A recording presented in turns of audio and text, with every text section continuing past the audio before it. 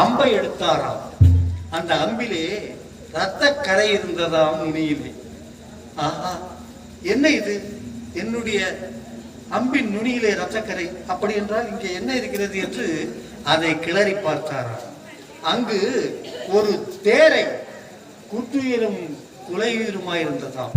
அந்த தேரையை கையில் எடுத்து வைத்து ராமன் சொன்னானா, ஏனப்பா உனக்கு இந்த நிலை? ராமா அபயம் என்று ஒரு வார்த்தை சொல்லி இருந்தால் நான் காப்பாற்றியிருப்பேனே என்று சொன்னான். அந்த தேரை சொன்னதாம், ராமா அபயம் என்று நான் எப்படி சொல்லுவது? அந்த ராமன் விடுத்த அம்புதானே என்னை கொன்றது என்று சொன்னதாம்.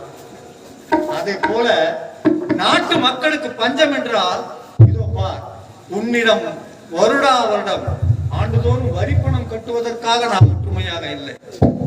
56 தேசத்தையும் ஒன்று கூட்டி அந்த பணத்தை வாங்குவது எதற்காக தெரியுமா?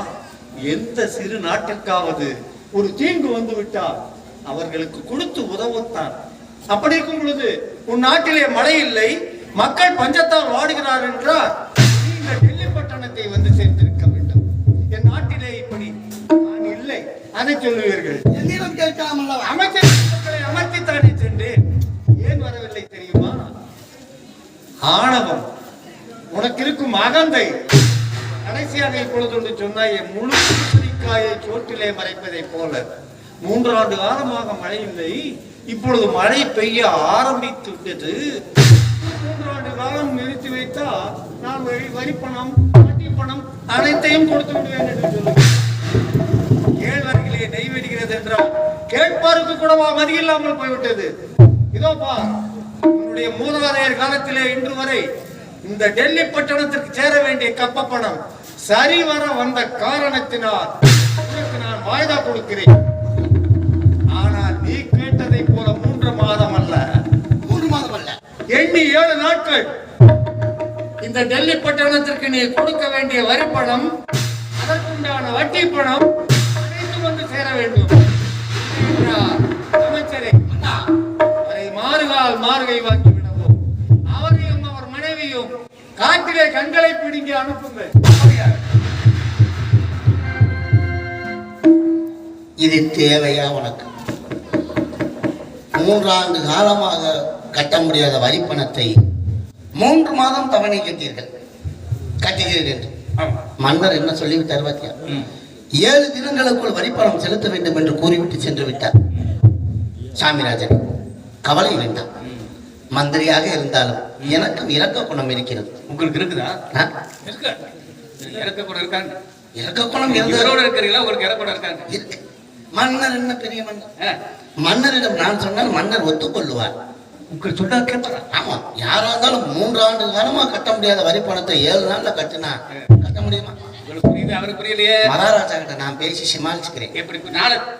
தவணை நாட்கள் உனக்கு அதிகமாக கொடுக்க போகிறேன். மன்னரை நான் சொல்லிக்கிறேன். மன்னருக்கு கட்ட வேண்டிய ஆண்டு 3 ஆண்டு பணம்.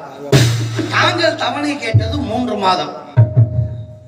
மன்னர் சொல்லிவிட்டார் 7 நாட்களுக்குள் வரி பணம் செலுத்த வேண்டும் என்று. மன்னர் என்ன மன்னர்? இந்த மந்திரியின் உத்தரவு கவனமாக கேட்டுக்கொண்டு, மன்னர் சொன்னது 7 தினம்.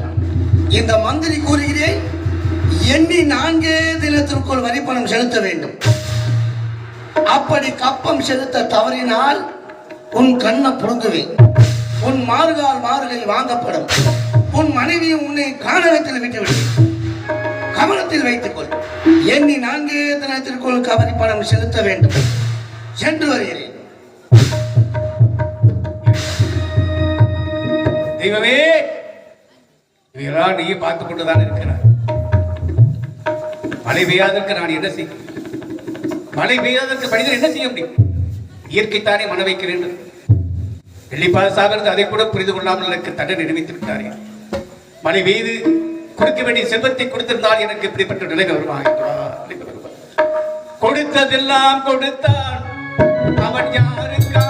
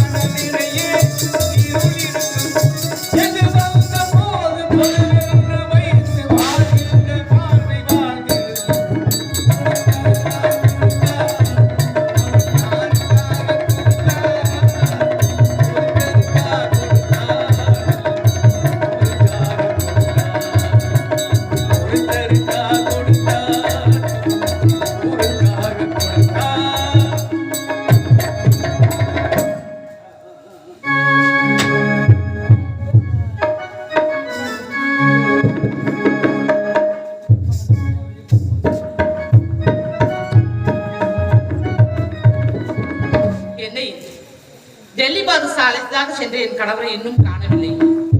அங்கே என்ன நடந்திருக்கும் ஒன்றுமே புரியவில்லை.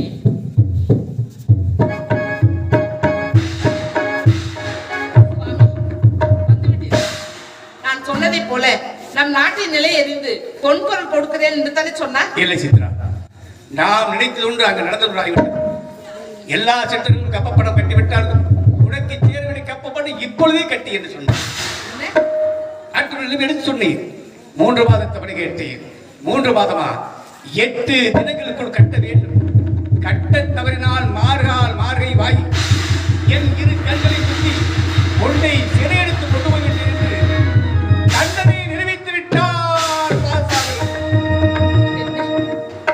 என்ன சுவாமி இப்படி சொல்கிறீர்கள்?